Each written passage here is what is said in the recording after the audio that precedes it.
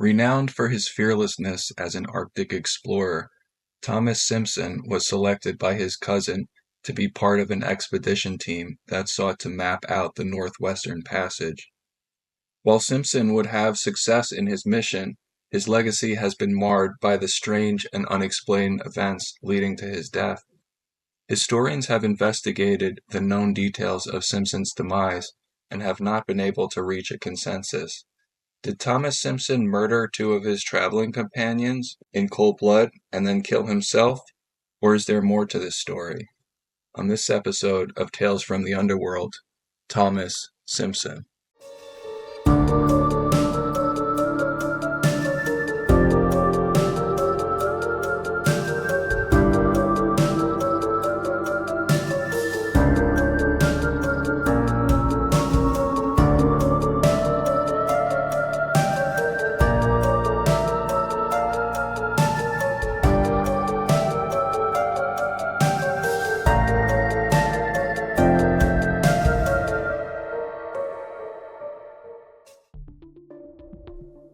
Thomas Simpson was born on July 2, 1808, in Dingwall, Scotland. Simpson's mother, Mary, also helped to raise Thomas's cousin, George Simpson, who would play a significant role in Thomas's life. For a man who would later explore some of the harshest terrain in North America, Thomas Simpson began life as a weak and sickly youth who avoided playing rough sport. He attended King's College, Aberdeen, with the intention of joining the priesthood.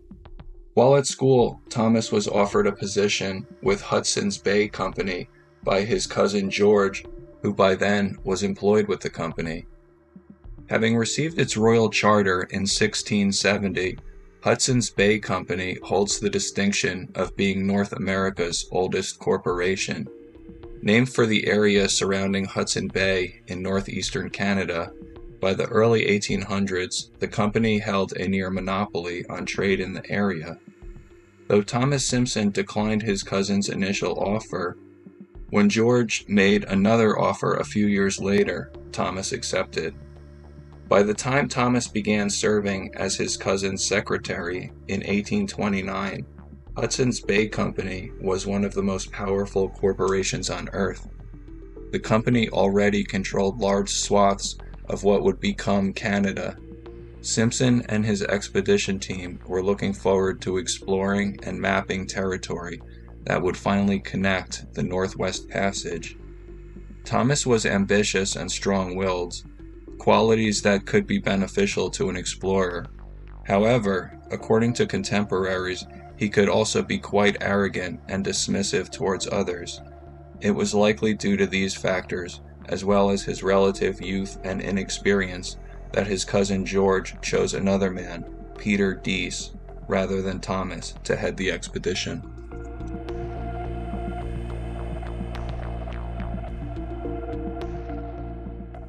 We see from Thomas Simpson's personal letters that he was angered by his cousin George's decision. Be that as it may, Simpson was actively involved in the expedition. After the expedition party was blocked by ice as they sailed along the Alaskan coast, Simpson and a small number of crew left the boat and explored the coastline on foot. The party was reportedly assisted by several Inuit who helped Thomas and the others reach Point Barrow on August 4, 1837. However, Simpson was quick to take the credit. He would go on to boast, "I, and I alone, have the well-earned honor of uniting the Arctic to the Western Ocean." As it states in Simpson's entry on Arctic Profiles, quote, "No one applauded himself more than himself." Never one for modesty, Simpson would state, "Mine alone is the victory." It is little surprise, then, that Simpson felt contempt and disdain for many of the men in his expedition team, some of whom were Métis, a mixed-race people of indigenous and European ancestry. By many accounts, the feeling was mutual. Over the next 2 years, the expedition progressed, with Simpson's team making significant progress. Then, in late 1839, the expedition's leader, Peter Dease, took his European leave, which both men were entitled to.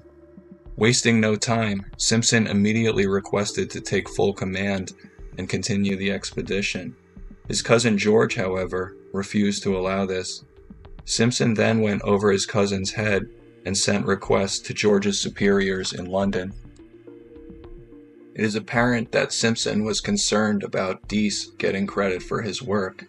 As he states in a letter, "Fame I will have it, but it must be mine alone." In fact, Thomas Simpson's request was approved by his cousin's superior. Additionally, Simpson and Dease had been granted £400 for their effort, as well as a £100 per year pension, making Simpson a very wealthy man. However, none of this news would ever reach Simpson. Frustrated by the expedition's stalled progress and the lack of a response from England, Thomas decided that he too would take his European leave. In June 1840, Simpson and a small group of Métis traveled from Red River Colony in what is now Winnipeg, south to the Minnesota River through the northern United States, where he planned to continue east to the Atlantic and set sail for England. According to accounts, as the group crossed the plains in what is today North Dakota, Simpson's mood and behavior became erratic. As the group continued, Simpson became increasingly anxious and paranoid.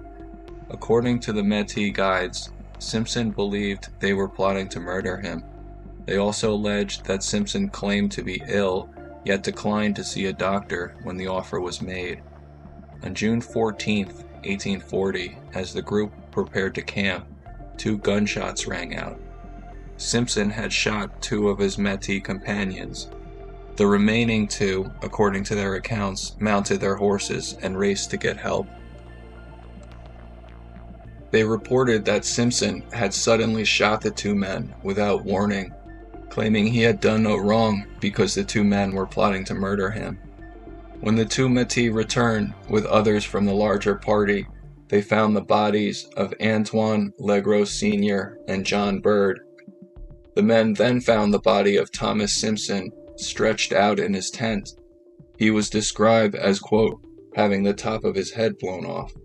With his gun at his side, it seemed like a case of murder-suicide. The case was investigated by the Iowa Territory authorities, and, due to the limited evidence and eyewitness accounts, the crime was ruled to be a murder-suicide. Many historians have researched the available facts in the case and have not reached a consensus. They have offered 3 prevailing theories about what likely happened. The first theory is the official conclusion, that Simpson became erratic and paranoid and shot and killed the 2 men before taking his own life. The second theory posits that the Métis attempt to steal Simpson's papers and maps, which could be quite valuable, and Simpson caught them, and a struggle ensued in which the 3 men ended up dead. The third scenario involves a confrontation or argument which led to violence and eventually a shootout where Simpson and the 2 men killed each other, and the escaped men made up a story out of fear of retaliation. Although several historians found the official story to be unconvincing, barring any new evidence, it is unlikely the events of that June day will ever be fully known. Thanks for listening to Tales from the Underworld. If you're fascinated by the stories we uncover, make sure to hit that subscribe button on your favorite podcast platform so you never miss an episode. For even more exclusive content, head over to our website at talesfromtheunderworld.com and subscribe to our newsletter. You'll get insider access to deeper case details, early updates on new episodes, and more true crime content sent straight to your inbox. Until next time, stay curious, stay vigilant, and stay out of the shadows.